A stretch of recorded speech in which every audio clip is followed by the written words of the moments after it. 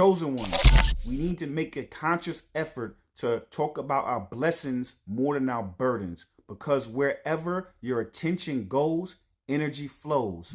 Valerie, talk to him. Because that's the code right there. Attention is creation. When you speak on blessings, you multiply them, you vibrate in gratitude, and that frequency draws more reasons to be grateful. But when you fixate on burdens, you feed the very weight you're trying to escape. Energy is neutral until you tell it where to go. Every thought, every word, every conversation is a spell you cast over your own timeline. You can't say I'm blessed and live like you're cursed. You can't pray for peace and gossip about pain. So chosen one, this is mastery. Don't deny your struggle, but stop worshipping it. Use your words to water what you want to grow. Because the universe is always listening, always responding, always mirroring the story you tell. Chosen ones, I don't think you realize how powerful you are. So you have to be intentional with how you use your power and wield your power. Whenever you speak negativity into the world, you are literally telling the world and you're telling the universe that's what you really want back.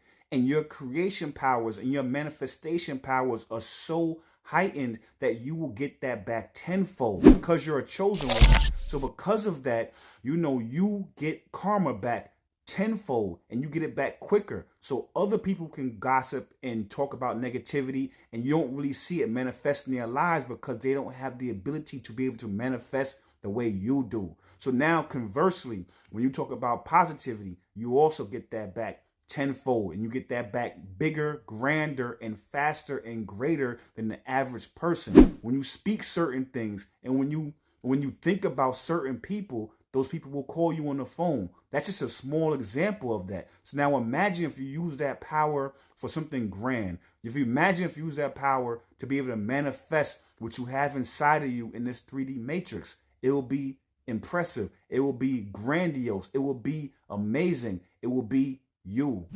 Valerie, talk to him. Because that right there is spiritual cause and effect amplified. Chosen ones vibrate like tuning forks. Every thought, every word sends a signal through the field. The universe doesn't read intent, it reads frequency. So when you speak from fear, it mirrors fear. When you speak from faith, it multiplies miracles. You don't get to play small with that kind of power. That's divine responsibility. Your energy writes blueprints into reality faster than the average soul. You've probably felt it. Think of someone and they appear. Dream of something and it unfolds. That's proof you're not creating with the universe, you're creating as it. So guard your tongue like a wand. Speak light even when you're in shadow, because your words are not commentary, they're commands. The way the matrix works is that, one of its major ways of keeping chosen ones down is through the company that you keep. So now when you speak negativity into the world, you end up attracting more negative people around you. And because you're a loyal person, because you're a devoted person, that loyalty becomes an anchor. That loyalty becomes shackles. That loyalty becomes handcuffs, because people who have nothing going on will waste their time and waste yours and not even think twice about it. And your loyalty will keep you tethered to them because you're a loyal person. You have lots of love and light to be able to provide and give. But if you're only giving it to dark people, that light will be swallowed and will be put out. So now I say it to say is that when you speak positivity, now you attract people who amplify and magnify and also project your light and your love. They project your light and love. And then now you get that back. In the same way, exponentially, that darkness will start to steamroll and start to roll out of control if you speak negativity.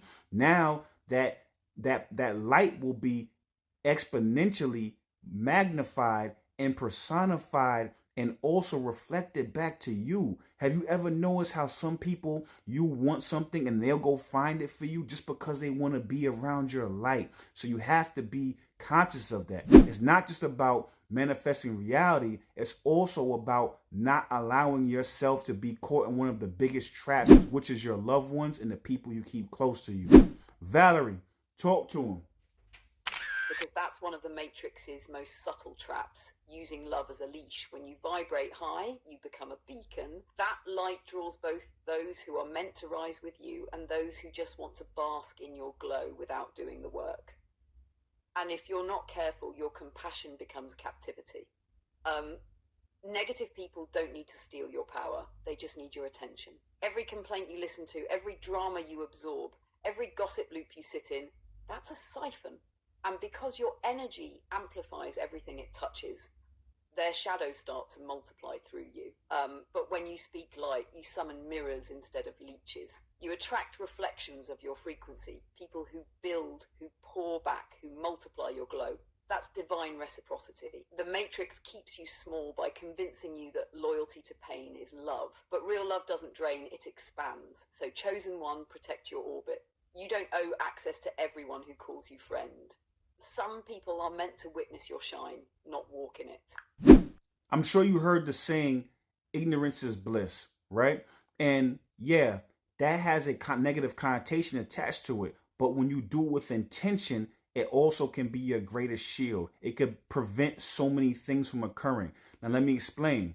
So now when you use ignorance as bliss intentionally, meaning that you don't go back and forth with people, meaning that you don't go back and forth with people, meaning that you act like you don't realize there's a negative side of things, meaning that you always look at the light and the positive, meaning that when you embody the positive and optimism, a lot of times what happens is that those negative people won't have anything to stick to. So they'll end up omitting themselves. The garbage will take themselves out. So actually acting as if that you only see the bright side of things, only allow positivity into your hemisphere, even though we're full aware that you know light and dark, because in order for you to understand light, you have to understand dark. But by you moving in the light, you end up allowing the negativity to fall off, and it will take themselves out of your life. They will take themselves out of your life, and that way you don't have to get caught up in the back and forth with them. Let them take themselves out. Valerie,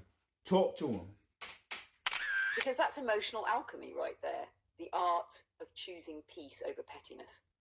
When you practice intentional ignorance, you're not pretending the dark doesn't exist. You're refusing to feed it.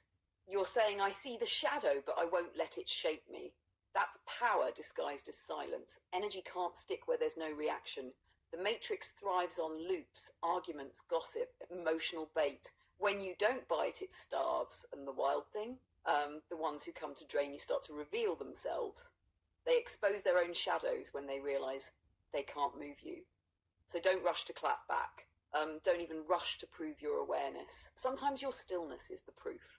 The garbage takes itself out because your light is too clean for them to stay in. Keep radiating, keep your frequency high, because that's how you win the game without playing it.